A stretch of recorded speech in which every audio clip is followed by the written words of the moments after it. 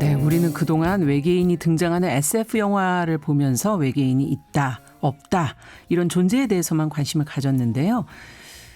그런데 정말 우리는 그들의 존재를 받아들일 준비는 돼 있는지, 그 후 세상은 그럼 또 어떻게 변할 것인지 한 번쯤 질문을 던져보게 됩니다.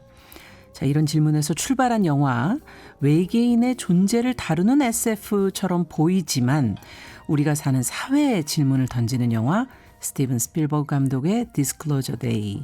자, 오늘 영화 이야기에서 만나보도록 하겠습니다. 시내21의 이다희 기자, 영화 전문 기자 김현수 씨 두 분 잘해 주셨어요. 어서 오세요. 안녕하세요. 안녕하세요. 네, 지금 개봉 첫 주말에 전 세계적으로 흥행 돌풍을 일으키면서 1,400억 원의 수입을 거뒀다. 너무 세속적인 얘기인가? 그런 얘기가 들리던데요. 우리나라에서는 그만큼의 어떤 돌풍? 조금 조용한 거 아니에요? 어떻게 보세요, 두 분은?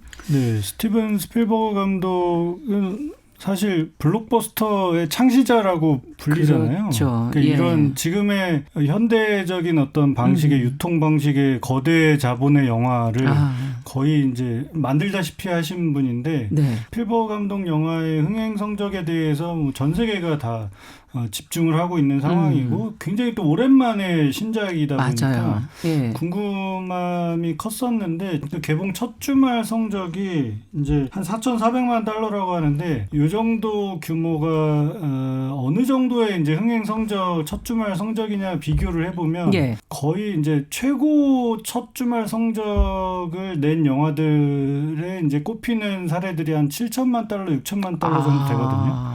거의 이제 상위권이에요, 이 정도면. 네네. 그래서 스필버그 영화 치고는 이 정도면 전 세계적인 흥행을 하고 있는 중이다라고 할 수 있는데, 상대적으로 희한하게도 한국에서는 개봉 첫날부터 반응이 그렇게 좋지 않았어요. 굉장히 좀 혹평이 많았다고 해야 될까요? 그렇군요. 네, 한국에서는 좀 이례적인 사례라고 할 수 있습니다. 다른 곳은 그러면 지금 흥행은 순위가 높습니까? 네, 꽤 잘 되고 있는 편이에요. 높은 편인 거죠. 네. 근데 한국은 아무래도 그 정도는 아니고, 그리고 사실 첫 주 분위기가 이렇다 저렇다 이런 거는 또 다른 영화들과의 관계도 있어서 그렇긴 한데, 사실 지금 맞붙어 있는 영화가 있는 것도 아니고, 네, 그런 상황에서 좀 너무 조용하다라는 느낌이 있고, 영화를 본 사람들 사이에서도 지금 평가가 어떻게 나오고 평가가 있나요? 좀 굉장히 엇갈리는 네. 느낌이거든요. 저는 재밌게 봤는데. 저도 이제 이다희 기자님 반응이 좀 궁금했었는데, 저는 좀 안 좋게 본 편에 속해서 네. 왜 이렇게 좀 갈리는가에 대해서 저도 좀 민감하게 두 보고 분 있었습니다. 얘기를 듣다 보면 왜 갈리는지를 알 수 있을 거고. 그렇죠. 사실은 그게 이 영화와 관련해서 얘기할 전부가 아닌가. 맞아요. 그래서 솔직히 생각을 합니다. 왜냐하면 네. 디스클로저 데이라고 하는 이 영화 제목이 폭로의 날 이 정도의 뜻이거든요. 네. 근데 예를 들면 지구 멸망의 날도 아니고 폭로의 날이라고 하는 제목이 재밌잖아요. 그렇죠. 근데 이 영화가 이제 외계인 이야기를 다루고 있다라고 했을 때, 그러면 폭로라는 단어가 제목에 나올 정도라고 하면 이 미국 음모론의 굉장히 해묵은 주제인 예, 이제 로스웰에서의 그런 외계 비행체가 추락하고 그랬다는 이제 어떤 설들이 썰. 있죠. 예, 그리고 그런 얘기들을 백악관을 포함해서 최상층부에서는 알고 있지만 전혀 일반 공개가 되지 않고 있다라는 식의 어떤 음모론의 기저가 되는 이런 이야기들과 관련이 있을 거라는 거는 예측을 하실 수 있을 것 같고, 어쨌든 저는 전반적으로 이 영화 보고 좀 재밌다라고 생각했던 거는, 전 디스클로저 데이라는 영화가 한 10년쯤 있다가 보면 오히려 더 좋게 평가받을 거라고 생각합니다. 왜요? 왜냐하면 이 영화는 굉장히 고전적인 방식으로 찍혔다라고 생각을 하고 있고, 이 고전적이라고 하는 게 내용이 어쩌고 이런 걸 떠나서 영화를 촬영하고 이야기를 전개시키고 이런 방식이 스필버그가 그동안 해왔던 굉장히 클래식한 방식의 이제 그 블록버스터 이야기들하고 굉장히 닮아 있다라고 보이는데, 이제 문제는 스필버그가 계속 영화를 꾸준하게 만들어 왔다고는 해도 그 사이에 이 영상 문화, 영상 문법이라고 하는 것이 달라졌죠. 너무 많이 바뀌었어요. 네. 그러니까 한때는 스필버그식의 조스 때로부터 시작하는 그렇죠. 일종의 좀 뻥튀기 해서 블러핑을 해서 사람들을 기대하게 하고, 그리고 중간에 중간에 이런저런 좀 복잡한 이야기들을 꼬고 이제 그러면서 결말부로 나아가는데 그 결말부에서는 뭐 다소간의 감동적인 뭐 그렇죠. 휴먼 드라마적인 성격이 있는 뭔가 이런 식의 이야기 구조 자체가 너무 다 아나요, 이제? 근데 다 알기도 하고 그러니까 사실은 젊은 관객들 같은 경우는 이런 이야기를 모른다고 해도 너무 늘어진다는 느낌이 드는 거예요. 그래서 이미 옛날 영화 보는 느낌이 좀 있습니다. 저는 그게 지금 이 호불호로 영화가 갈리는. 예, 좀 평받는 이유들 중에 하나가 아닌가라고 생각을 했는데 영화 중반부에 보면 이제 막 액션 시퀀스가 중간에 많이 나온단 말이에요. 네. 굉장히 급박한 장면들이 나와요. 근데 예. 정말 신기하게도 그 급박한 와중에 긴장감은 고조되어 있지만 굉장히 좀 지루한 느낌이 드는 장면들이 중간에 확 나옵니다. 근데 저는 그게 스필버그 풍인 거예요. 뮌헨 같은 영화들에서도 굉장히 긴장감이 극대화 있죠. 있는데 예. 그 극대화된 와중에도 이 사람이 그 드라마적인 전극의 어떤 촬영과 편집 같은 것을 추구하기 때문에 거기에서 너무 과하게 쪼이는 느낌을 하기보다는 보는 사람이 같이 긴장할 수 있는 오히려 느릿한 그런 속도를 가져가거든요. 그렇군요. 그게 너무너무 옛날 영화 같아지는 거예요.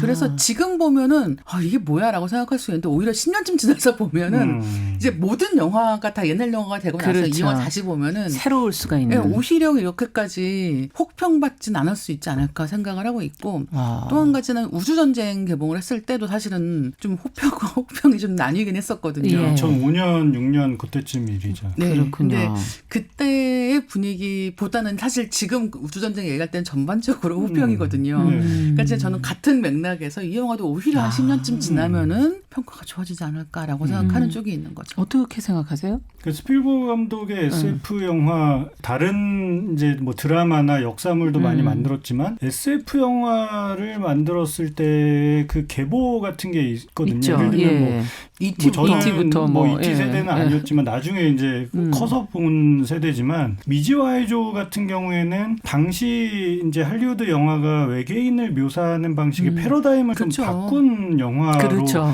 기억이 되거든요. 예. 그러니까 우주인을 외계인을 지구 바깥의 존재를 적대시하지 않고 네. 친화적으로 그린 거의 이제 최초의 사례로 이제 목격이 되고 그 다음에 이제 E.T. 같은 경우도 이런 어떤 블록버스터 영화로서의 소재를 그러니까 어린이들도 볼 수 있는 그렇죠. 방향으로 이제 설계를 했던 예. 그런 영화로 기억이 되고 우주전쟁 같은 경우에도 당시에 이제 2001년에 벌어졌던 9.11 테러라고 하는 전 세계적인 어떤 이슈를 가져와서 가족주의라는 것이 국가주의라는 것이 결국에는 무엇으로부터의 공포이고 무엇으로부터 누구를 뭘 지켜야 되느냐라는 문제의식을 던지는 영화로서 메시지를 넣었다는 거죠. 그렇다면 그 이후에 뭐 마이너리티 리포트나 그 레디 플레이어 같은 영화들을 계속해서 만들긴 했지만 거의 이제 20-30년 만에 새롭게 본인의 어떤 그 영화적인 세계의 정수라고 할 만한 외계인 소재를 가져와서 지금의 2026년에 이렇게 만들었다고 하면 그러면 스필버그 감독이 생각하는 지금의 세계 정세 혹은 그렇죠. 뭐 지금의 가장 중요한 이슈 이런 것들이 뭔지를 좀 깊이 있게 좀 거장 감독으로서 좀 보여주겠다라는 이제 생각을 기대가 갖고 있는 기대를 건. 갖고 네. 이제 봤단 말이죠. 뭐 영화적인 완성도나 이런 거는 사실 뭐 흠 잡을 때는 당연히 맞아. 없으나 폭로의 날이라는 이제 제목에서도 굉장히 거창하게 던져주는 어떠한 소재를 가지고 그렇다면 무엇을 폭로할 것이며 그 폭로라는 게 어떤 메시지를 그렇죠. 전해주고 있나요? 라는 질문을 안고 영화가 끝났을 때 내가 원하는 명확한 답을 안 준 것 같다라는 방향에서 저는 약간의 불만이 있었던 거거든요. 어떻게 보면 우리 국민들이 굉장히 수준이 높은 거네요. 그런 이게 있다고 호불호 할 수도 갈린다는 것 있을 것 같아요. 자체가. 그리고 저는 예. 거기에 더해서 이 영화에서 이제 지금 말씀해주신 결국은 이 외계인에 대한 이야기 같지만 우리가 살고 있는 세계에 대한 이해를 반영하는 방식으로 외계인 이야기가 진행이 되는 게 이 그렇죠. 스필버그 영화의 또 한 가지 특징이라고 했을 때 문제는 뭐냐면 이번 영화에서도 국제 정세가 계속 등장을 합니다. 3차 세계대전이 이제 발발할 상황으로 보이는데 심지어 여기서 한국이 되게 나오죠. 중요하게 나오죠. 네, 북한이 계속 나옵니다. 북한 얘기가 계속 언급이 되고 예. 한국어 대사가 나와요, 영화에. 예. 근데 우리 위상을 다시 한번 느끼게 되죠. 그러니까요.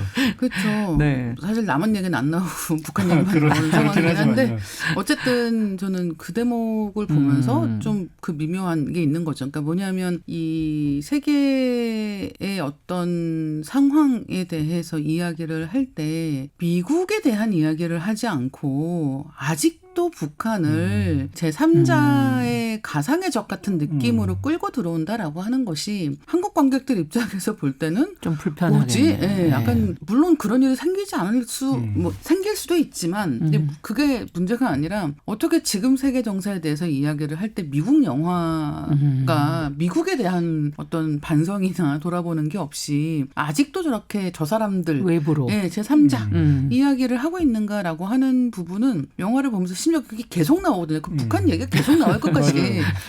도대체 이게 뭐지라는 네. 생각이 약간 어이가 없다 같은 느낌이 있어서 그런 부분에서 한국 관객들 사이에서의 그런 평가. 좀 찜찜한 느낌도 있지 않나라고 생각은 합니다. 그렇군요. 자, 그렇다면은 스필버그 감독의 다른 또 SF 영화들하고도 비교를 해본다면 어떠세요? 스필버그 감독은 기본적으로 뭐 다른 이제 이 영화 홍보를 위해서 해외 언론 매체와 많은 인터뷰를 하면서도 언급한 내용이긴 하는데 이게 어떤 동심의 발로인지는 모르겠으나 그냥 외계인의 존재는 당연하게 그냥 있을 것이다 어딘가에 그런 믿고 있다는 관점을 본인의 이제 생각을 계속해서 얘기했었나요? 밝히고 있고요. 네. 그러니까 스필버그 감독의 이제 논리는 이런 거예요. 그러니까 지구 바깥에 우주에 다른 생명체가 없다는 건 그러니까 수학적으로 과학적으로 말이 안 된다. 그렇죠. 네, 그런 관점에서의 당연히 이제 외계인은 있을 거라는 생각을 갖고 있고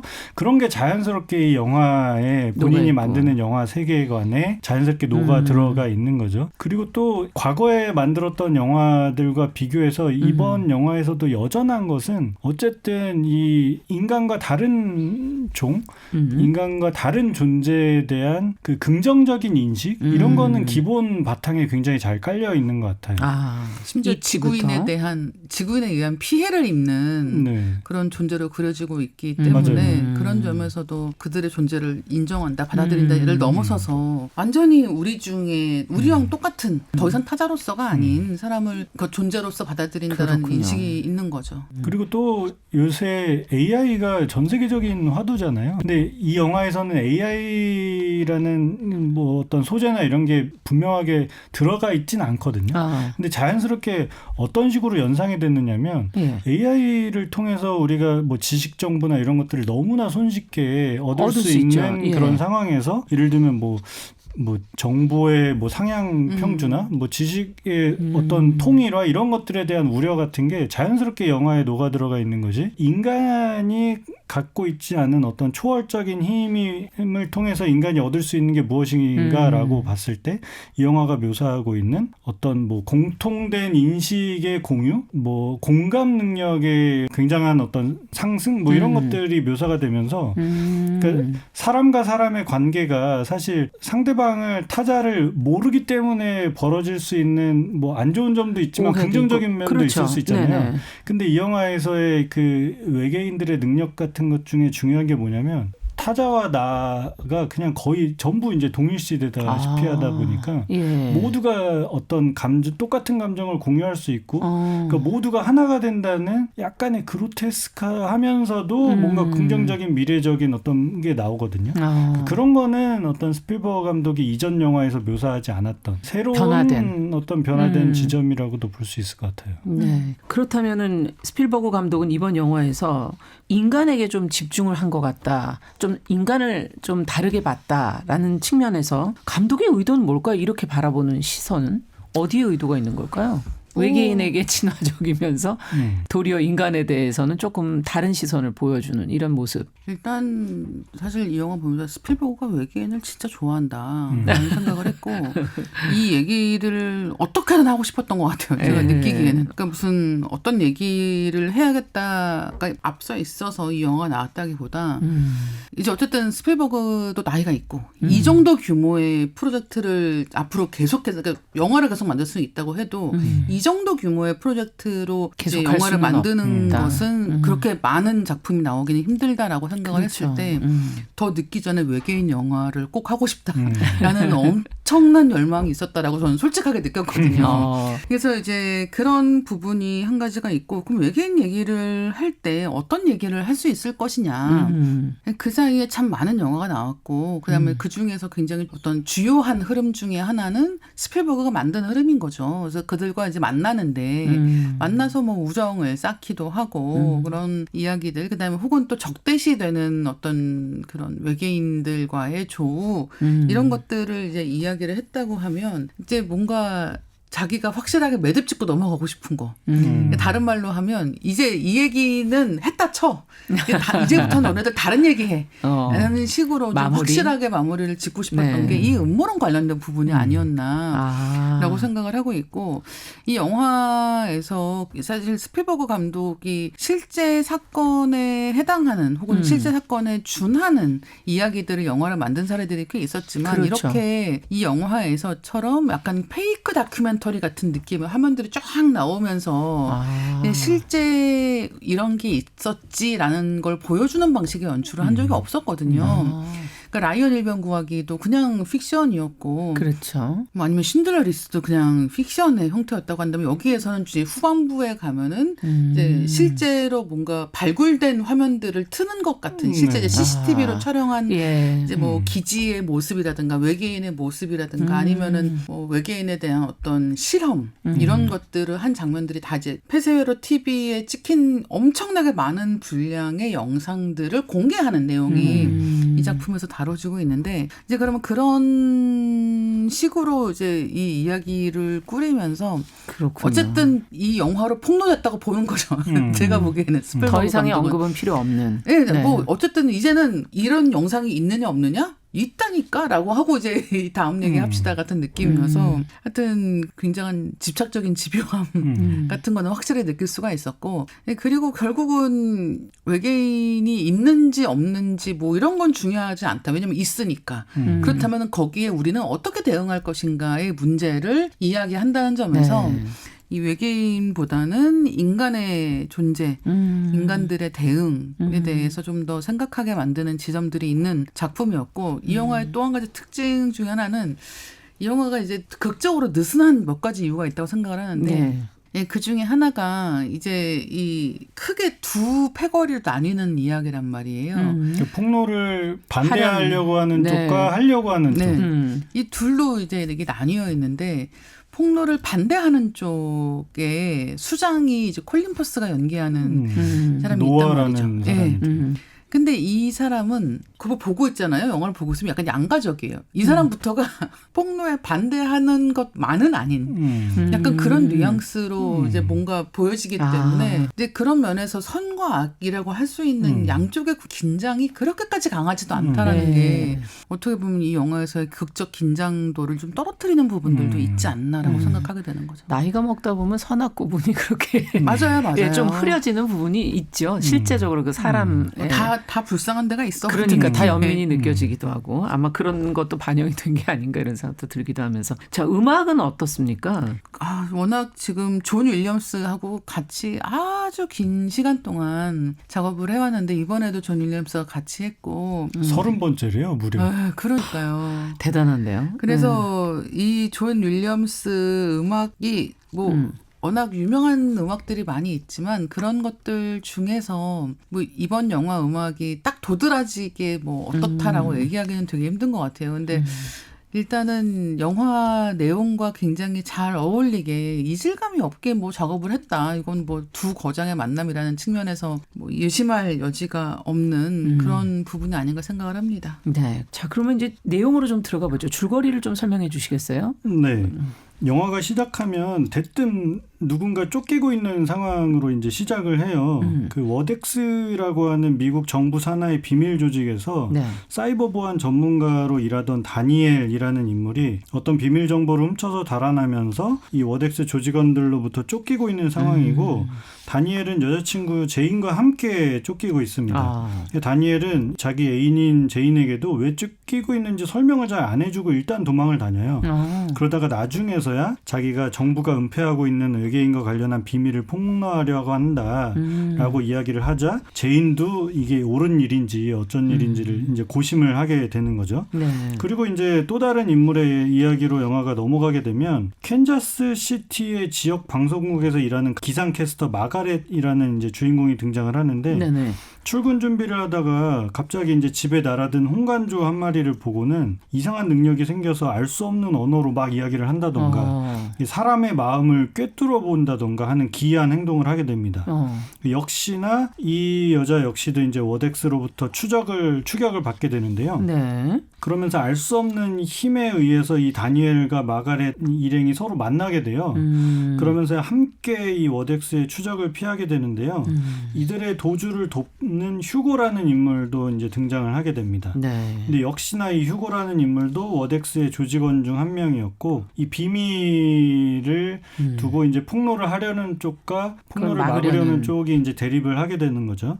그러면서 다니엘과 마가렛을 둘러싸고 자연스럽게 주변 인물들이 이렇게 대립을 하게 되면서 결국에는 아까 저희가 이야기해드렸던 것처럼 3차 대전 위기가 터지기 지금 일촉즉발의 상황이라는 게 이 영화의 세계관의 설정이거든요. 그런 상황에서 이제 다니엘과 마가렛은 어떤 이제 큰 선택을 하게 됩니다. 네. 이 구조 자체가 긴장감을 높이네요. 그러니까 한쪽은 쫓고 쫓기는 그런 과정이 있는 거니까. 그 부분에 대해서 아까 이다혜 기자께서는 너무 고전적인 방식으로의 접근이 조금 그 긴장감을 떨어뜨린다 이렇게 얘기를 해 주셨는데 어떻게 보셨어요? 그 영화 시작하면서 제가 약간 한 영화 시작하고 나서 한 30분 정도 가량까지 약간 의구심을 가졌던 게 뭐냐면요. 영화가 구체적으로 어떤 상황인지 설명을 제대로 안 해준 상태에서 냅다 시작하거든요.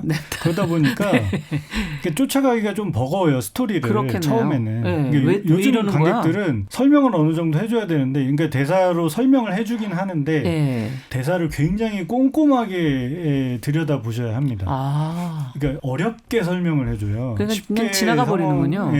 설명을 해주는 게 아니라 그리고 이 인물들이 또 각각 이제 상징하는 바도 막 있다 보니까 그러니까 뭐랄까요? 좀 어렵게 느껴지게끔 영화가 설계가 돼 있고 그러다 보니까 뭔가 흐름을 한번 놓치면 지루하다고 느끼게 돼요. 자연스럽게. 예. 그런 설계들이 이제 이 연출력에 있어서는 좀 꼼꼼하게 묘사가 되어 있긴 하지만 추격전의 맥락을 한두 번 정도 지루하다고 생각해서 놓치게 되면 스토리를 따라가기가 어렵다. 저들이 왜 저런 고민을 하고 누가 왜 추격하는지를 길을 잃어버리면 이제 따라가기가 어렵다. 그렇겠네요. 그렇게 영화가 좀 설계가 되어 있는 측면이 있습니다. 그게 현대적인 그런 영화들하고 조금 차이일 수도 있겠다는 생각이 드네요. 그렇죠. 그리고 예를 들면 그런 뭐 블러핑을 하는 영화들도 많이 있잖아요. 근데 특히나 이런 외계인이나 미지의 존재가 나오는 장르의 영화들은 이런 블러핑이 굉장히 필수적인데 이 영화는 이제 블러핑, 뻥튀기 이런 것들을 하는 것도 너무 고전적으로 딱 짜임새 있게 제시하려고 하는 느낌 같은 게 좀 있는 거예요. 근데 저는 이제 이 영화에서 되게 재밌었던 게 중간에 이제 어떤 도망 중인 자료를 가지고 도망 중인 이제 주인공 중에 한 명이 이제 여자친구하고 같이 어떤 한적한 농가에 숨어 있습니다. 근데 이제 이 외계인의 능력을 이용해서 추적하는 쪽에서는 이제 이 인간의 정신에 침투해서 이제 그들이 어디에 있는지 그들의 눈으로 주변을 바라볼 수가 있는 거예요. 근데 이제 이 주인공 중에 한 명인 이 사람은 침투가 불가능한 상황이기 때문에 같이 도망치고 있는 여자친구의 정신을 침투를 합니다. 그러니까 사진을 보고 집중하면 그 머릿속으로 들어가는 거예요. 하여튼 그래서 이제 이 여자친구는 정신이 침투당한 상황에서 자기 남자친구를 죽이려고 칼을 이제 숨기고 있는 상황이고 큰 창문 앞에 이렇게 앉아서 기다리는 거죠. 남자친구가 돌아오기를. 그렇죠. 근데 이제 남자친구는 이제 저쪽에서 사람들을 보내서 막 요원들이 도착하고 막 이런 걸 봤기 때문에 어떻게든 여자친구를 데리고 도망쳐야 되는 상황이에요. 근데 자기가 자기 발로 걸어가지고 가서는 도저히 이걸 해결할 수가 없으니까 그 요원들의 차를 훔쳐가지고 집으로 쳐들어가는 장면이 있습니다. 네. 그러니까 집을 부숴서 네. 여자친구를 꺼내려고. 구해서 네, 이렇게 이제 가는 거예요. 근데 그 장면 연출 같은 게 진짜 정교하거든요. 그러니까 이제 이 여자친구는 창문 앞에 거대한 앉아있고. 창문 앞에 앉아서 이제 그 사람을 딱 보여주고 있는데 어디선가 저 멀리서부터 굉음이 들려옵니다. 아. 자동차 굉음이 들려와요. 이제 그러면서 이렇게 꽝 하는 소리랑 함께 집의 한쪽이 무너지고 예. 이제 카메라가 쫙 뒤를 보여주면은 집 한쪽이 완전히 무너진 상황에서 이제 이런 장면들이 펼쳐지는 거죠.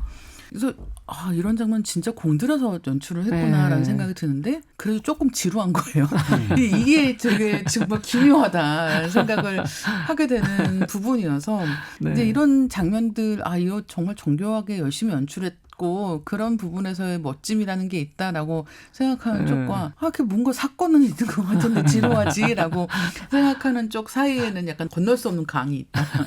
지금 얘기해 주신 그 자동차 그러니까 카체이싱이라고 우리가 표현하는 네. 그 추격 장면의 액션 장면이 하나 있고 그 뒤이어서 이제 기차 액션 장면이 맞아. 있어요. 기차와 차가 충돌하면서 그 차에 있던 두 주인공이 기차로 올라타면서 이제 생존하게 되는 그런 긴박한 액션 장면이 있는데 스필버그 감독이 항상 거의 모든 본인 액션 영화에서 이 기차 장면을 이제 넣군요. 항상 넣거든요. 네. 파벨만스에서도 맞아요. 본인이 어릴 때 기차 충돌 장면으로 충격을 받잖아요. 예. 그러니까 그게 본인 어떻게 하나의 실제 주제가 경험인 된 거죠. 거죠. 경험인 네. 거잖아요. 그러면서 예. 자연스럽게 기차 액션을 넣는데 사실 기차 액션 하면 저희가 뭐 미션 임파서블 그러니까. 시리즈 같은 데 보면 많죠. 정말 날고기는 온갖 기차 액션이랑 기차 액션 다 보여주잖아요. 이제는 뭐 절벽에서 떨어지는 그 기차 칸에서 톰 크루즈가 혼자 그렇죠. 이제 역으로 올라와서 살아남고 막 이런 장면도 우리가 봤는데 네. 너무 고즈넉한 액션인 거예요. 이번 영화에서의 기차 어. 장면이. 말씀을 들으니 이해가 되는군요. 그러니까 그런 면에서의 약간의 아쉬움이 있다 정도지. 그러니까 이 현대 관객들의 눈높이하고 가 너무 높아졌어요. 본 게 예. 많으셔가지고. 그러니까요. 예, 그렇군요.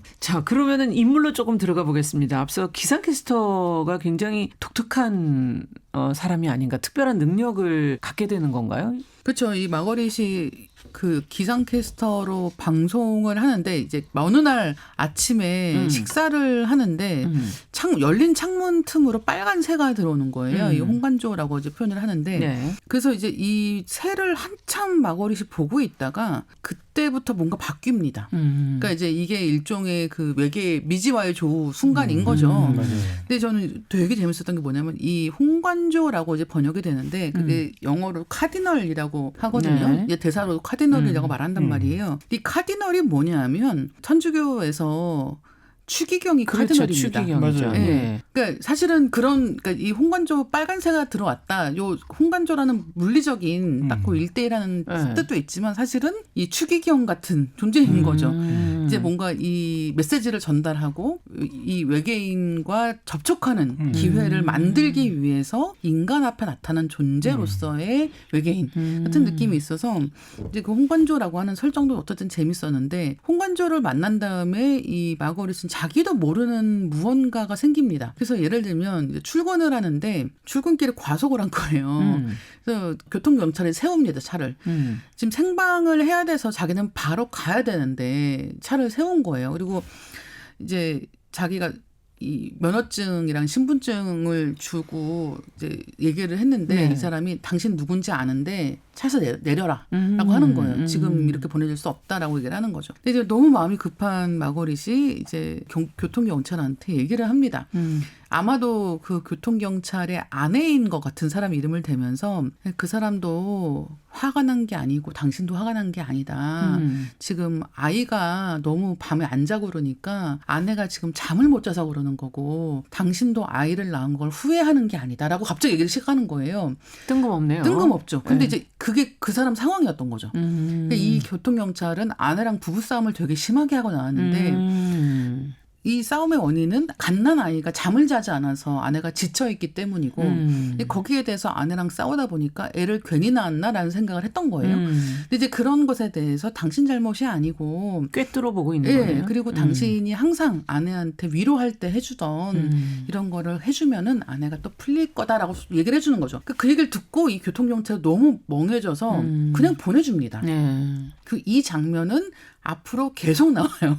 이 영화에서 이제 마거릿을 누군가가 막을 때마다 마거릿은 액션으로 돌파하는 게 아니에요. 여긴 또 액션으로 쓰지 않고 다 말로 돌파하는데 그 말이 그 사람의 죽은 가족의 목소리 혹은 뭔가 굉장히 영매인가요? 맞아요. 예. 거의 그런 느낌으로 이제 등장을 하는 거예요. 그래서 이 마거릿이 자기가 갖고 있다고 생각해 본 적이 없는 그런 능력들, 다른 사람의 마음을 읽는 능력 같은 것, 그리고 더 정확하게는 이제 이 영화의 대사에 뭐라고 하냐면 그 사람의 눈을 바라보면 그 사람을 다 알게 된다고 하거든요.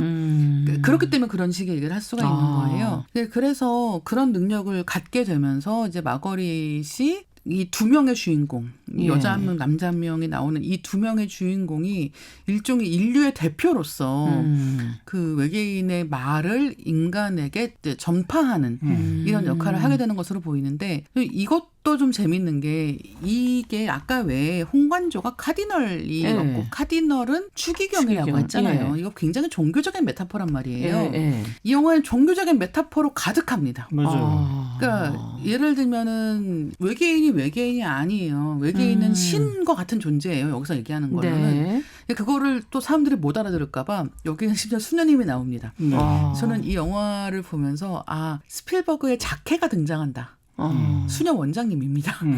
이 수녀 원장님은 외계인 그 주인공의 여자친구가 원래는 이제 수녀 견습생이었던 거예요. 이제 그러다가 수녀가 되지 않기로 하고 나와서 이제 직업을 구한 그런 케이스인데 도망치다가 수녀원으로 도망을 치는 거죠. 근데 그러면서 그 수녀 원장님이 나오는데 이제 수녀 원장님한테 이 지구에 우리 말고 다른 존재도 있을까요? 라고 이제 물어보니까 있겠죠? 라고 하는 거예요. 이렇게 많은 엄청난 게 존재하는데 거기에 우리밖에 없을 리가 없잖아요. 그렇죠. 라고 얘기하는 거죠. 그랬더니 그러면 우리가 이제 기도문에서는 우리밖에 없다고 하지 않았냐? 라고 했더니 이 땅에서는 이 땅에는 우리밖에 없다. 하지만 이 땅이 아닌 다른 곳에는 뭐가 있을지 모르는 거라고 생각한다라는 식으로 대답을 합니다. 굉장히 좀 현명한. 경전을 잘 읽은 사람만이 빠져나갈 수 있는 방식으로 얘기를 해요. 그리고 이제 그렇게 정말 존재를 하는 외계인들이 나타나는 거죠. 그래서 이 영화에서는 계속해서 이 종교적인 메타포가 이 외계인하고 중첩돼서 존재를 하는데 사실은 이런 식의 종교적인 이야기라고 하는 것도 올드스쿨이라는 거죠. 그러니까 이 종교적인 이야기에 익숙한 세대에게는 편한 얘기죠. 편한 얘기인 거죠. 근데 그렇지 않은 사람들은 이게 무슨 얘기야? 왜 갑자기 외계인이 신이 되는 거야? 같은 식으로 이제 이 해석은 나는 동의할 수 없어라는 생각을 하기 시작하면 이야기에 몰입하기가 굉장히 어려운 구조를 가지고 있어요. 그래서 지금 말씀을 듣다 보니까 인간의 어떤 초능력? 이 부분이 그 전에에 비해서 훨씬 더 강조되고 있는 거 그렇죠. 아닌가. 어떻게 보십니까? 이거 왜 이렇게 설정을 했을까요? 이게 사실 거의 이제 결말부까지 이제 이야기할 수밖에 없을 것 같은데요. 이 다니엘과 뭐 제인을 비롯해서 이 마가렛 두 인물이 왜 이런 영험한 능력을 이제 갖게 되었는가가 이제 외계인하고 연결이 되어 있는 거예요. 근데 이 사람들은 외계인과 관련된 비밀을 폭로하려고 지금 이제 도주 중인 상황이고 이들을 저지하려고 하는 사람들이 자꾸만 이 사람들이 이상한 능력을 이제 발휘를 하니까 거기에 대해서 이제 믿음이 흔들려요. 자기들도 어쨌든 이 워덱스라는 비밀 조직에서 일을 하면서 저들이 비밀을 폭로하려고 하는 사실이 우리를 이 국가를 혹은 나를 나의 어떤 이익에 반하는 행동을 하고 있다는 그렇죠. 이제 생각을 신념을 갖고 있으니까 대표적으로 콜린 퍼스 같은 인물이 이들을 이제 저지하려고 하잖아요. 근데 이들이 너무 말도 안 되는 능력을 막 발휘를 하고 사람의 마음을 꿰뚫어보고 막 이러니까 그걸 보고 있을 때 이제 믿음이 흔들리는 거죠. 근데 그거는 결국에 뭐는 굉장히 종교적인 이제 색채가 있는 이야기라고 하셨는데 결국에는 사실 예수님이 십자가에 못 박히기 직전에 제자들이 흔들리는 믿음이 흔들리는 과정들하고 거의 이제 비슷하다고 할 수 있는 거거든요. 이 영화에서 등장하는 이상한 능력을 갖고 있는 세 개의 디바이스 장치들이 나타나는데 그게 꼭 세 개인 것도 종교적으로 그렇죠. 굉장히 함의를 가지고 있고 그러네요. 그러다 보니까 자연스럽게 이 제인이라는 인물이 특히 이 영화에서 좀 중점적으로 믿음이 흔들리는 대표적인 인물로 이제 나오는데 왜 폭로를 해야 되는가를 사실 결국에는 이제 마음을 돌리거든요. 예. 근데 이 지금 설명해 주셨던 이제 과거에 이제 수도 수녀로서의 길을 걷다가 이제 나중에는 결국에는 이제 다시 이제 민간인으로 나오게 되는데 그의 어떤 세례명 같은 게 이제 베네딕타라고 이제 불린다든지 나와요. 네. 하는 것들이 성모 마리아의 어떤 위치를 이제 자연스럽게 이제 치환해서 생각해 볼 수 있는 거거든요. 그러니까 그런 것들이 모든 게 다 어떤 하나의 진실이 이제 폭로가 됐을 때 그 진실을 우리는 믿을 수 있느냐 없느냐. 어떤 그런 믿음의 문제로 이 폭로를 하려고 하는 사람들, 막으려고 하는 사람들을 전부 이제 생각해 본다고 하면 바로 그 어떤 예수 같은 존재가 등장했을 때 그거를 우리는 인간은 어떻게 받아들일 것이냐. 근데 그 능력이라는 게 정말 인류를 뭔가 보살필 수 있는 이상한 능력? 그러니까 인간 이상의 어떤 그 혼란스러운 이 세계를 통합하거나 혹은 그런 불안을 종식시킬 수 있는 힘을 갖고 있다면 당신은 어떻게 하시겠습니까? 이런 질문을 사실 던지다 보니까 굉장히 이제 종교적이라고 할 수 있는 거죠. 그러네요. 그걸 종교로 비유를 하니까 조금 더 이해는 쉬워지기는 하는데 어쨌든 클래식하다. 지금 그런 지적을 해 주신 거고. AI가 우리의 몸속으로 들어온다든가 예를 들면 머릿속으로 들어온다든가 그랬을 때 과연 우리는 그 믿음이라는 걸 어떻게 받아들일 것이냐. 초능력을 여러 가지 생각을 또 하게 하는 그런 대목인 것 같기도 합니다. 어떠셨어요? 연기를 좀 평가를 해 주신다면 두 분이 여러 배우들이 나왔고 특히 마이클에도 나오는 배우도 나왔죠? 예, 배우들 연기는 다 너무 좋아요. 정말 흠잡을 때 하나도 없는 연기들을 보여주고 특히 에밀리 블런트가 계속 뭔가의 그런 시인과 같은 연기를 해야 되는데 그런 연기들도 다 너무 좋았고 다만 이제 콜린 퍼스는 약간 후반부에 가면 저는 캐릭터 붕괴에 가까운 방식으로 이제 이야기가 진행이 되기 때문에 좀 아쉽기는 했지만 그거는 배우의 잘못은 아닌 것으로. 그 마이클에서 마이클 잭슨 아버지로 조셉 잭슨으로 등장했던 그 배우 콜먼 도밍고가 이번에도 이제 휴고라는 인물로 이제 출연을 했는데 너무 믿음직스럽게 이 배우가 요새 주목을 받고 있어요. 그러네요. 연기를 잘해가지고 그러니까 이 영화뿐만 아니고 요새 그 드라마 유포리아라고 HBO 드라마에서도 이 배우가 연기를 굉장히 잘해서 이제 하반기에 남은 에미상 시상식이라든지 혹은 내년에 있을 아카데미 골든글로브 시상식에서도 이 배우가 주목받을 것 같다. 마이클도 있었고 디스클로저데이도 있었다 보니까 아마 내년 이제 상반기 시상식에서 이 콜먼 도밍고가 무슨 상을 받을지 한번 지켜봐야 되겠네요. 지켜봐야 되는 그 정도로 연기를 잘 했습니다. 네. 자, 그러면 저희가 이제 결말로 좀 가볼까요? 이야기가 어떻게 가고 있는지. 외계인이 지금 마가렛을 통해서 전한 메시지가 있지 않습니까? 그게 listen이라고 하는데 뭐를 들으라는 걸까요? 우리한테. 그러니까 정확하게는 listen으로 시작하는 거죠. 이제 들어보세요라고 하면서 이제 그 다음 메시지가 쭉 나올 텐데 이제 그 전에서 끊습니다. 근데 여기서 끊겠구나라는 사실을 보면서 완전히 알게 되거든요. 이거 무슨 얘기 하는지 절대 들려주지 않겠구나. 외계인이 이렇게 사실상 귓속말을 해가지고 이렇게 전달하는 카메라 앞에 서기까지. 근데 전체적으로 이 영화가 아까 이야기한 그런 종교적인 그런 은유도 많이 사용하고 있지만 동시에 영화에 대한 은유도 엄청나게 많잖아요. 이 영화에는 조명을 어떻게 쓰는가, 조명은 무엇인가, 빛은 어디서 오는가, 빛은 어떤 것인가 이런 것에 대한 정말 그런 영화적인 사유가 여기에 좀 총집합되어 있거든요. 그래서 예를 들면 세트장이 생명을 갖는 것도 거기에 조명을 쏘면서부터이고 그렇군요. 여러 가지 그런 빛과 관련된 이야기들도 있는데 어쨌든 그래서 에밀리 블런트는 계속해서 사실은 남이 준 스크립트를 읽는 그런 사람으로 존재를 하다가 마지막에는 이제 그 자기가 일종의 선포하는 사람으로서 역할을 하게 되는 이야기로 이제 끝난다. 그리고 이 리슨 다음에 그래서 외계인이 무슨 얘기할까 모른다. 네, 그러니까 이제 사실은 그 부분을 얘기하지 않는다는 것도 요즘에 수많은 또 이런 음모론 영화 같은 것들을 보면은 여기서 끝나는 영화 너무 많거든요. 그러니까 결국은 여기에 뭐가 있는데 그걸 얘기 안 한 상태로 끝나는. 이거를 폭로하려는 사람들끼리 이런 이전 투구만을 보여주는 경우들도 적지 않아서 이게 새롭지도 않고 그냥 김만 새는 네. 네, 그런 느낌으로 생각하시는 분들이 훨씬 더 많은 것 같기는 합니다. 그러니까 이 결말이 너무 종교적인 거예요. 결국에는 이제 가라사대 말씀이라는 건데 그 영화 끝나고 나면서 이런 거죠. 너희는 들을 귀가 있느냐. 그러니까 이런 질문을 던지면서 이제 끝나는 거다 보니까 너무 종교적인 색채가 강한 결말이라고 할 수 있습니다. 네. 자, 오늘은 진실을 숨기려는 자와 밝히려는 자의 대립을 그린 영화 스티븐 스필버그 감독의 디스클로저 데이 함께 나눠봤고요. 이야기를 끝으로 디스클로저 데이의 한 줄 감상평을 한 분씩 이렇게 듣고 저희 마무리하도록 할까요? 네, 저는 이렇게 정리했는데요. 진실이 드러난 이후에 펼쳐질 비극을 보여주지 않는 영화. 네, 비극을 보여주지 않는 영화. 이 가짜 뉴스의 시대에 이 외계인의 말씀 아무도 안 믿을 것 같거든요. 요즘 시대라면. 그러니까 그런 현실적인 어떤 좀 생각을 영화에서 좀 더해볼 수 있는 영화였다. 좀 더 뭔가 메시지를 담아줬어야 되는 거 아닌가라는 생각을 하게 됐습니다. 네.